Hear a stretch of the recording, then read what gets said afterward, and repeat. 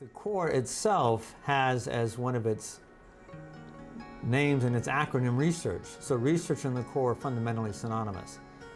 If you asked me, why did the Corps come into existence, I would say fundamentally that it came into existence to provide research, and by that I mean clinical research, to patients who don't have access to it.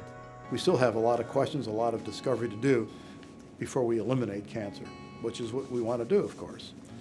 But I think the Georgia Corps now, through collaborative efforts, through educational efforts, through embracing with the community, interacting, really is promoting the notion of what cancer is, not to be feared, but many questions that have to be answered, and how can we do it, and how do we bring excellence. So thinking about the impact that Georgia Corps will have on Georgia, I feel like sky's the limit.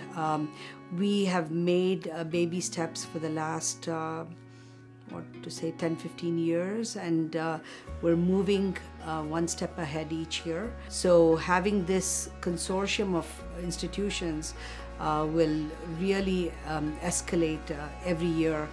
From what I see, we're going to be having trials in every disease situation and every timing of the disease, and also have diverse populations participate to a larger extent. The Corps has had the ability to be involved in a variety of mandates and initiatives involving cancer care.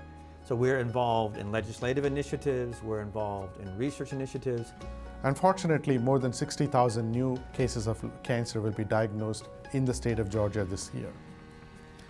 To provide hope to those patients and help them fight their cancer, a collaborative effort across the state is important. Academic institutions like Winship at Emory, community-based hospitals and organizations that are directly engaged in patient care, and statewide entities that are helping patients navigate the complex journey. Georgia Corps sits at the center of this. They provide the vehicle to bring various stakeholders together in a common purpose of reducing the burden of cancer in the state of Georgia. And I would argue that the potential for the Corps to become even a larger player is unlimited. Why is that? Because our interests are first and foremost driven to improve outcomes for all cancer patients in the state of Georgia. Because if we do well, the United States is going to do well. The world will benefit from it.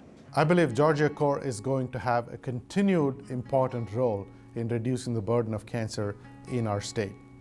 They will continue to be a glue that brings groups together to work on this important cause. They are also going to help advocate for policies at our state level that can reduce barriers for our citizens to receive top-notch cancer care.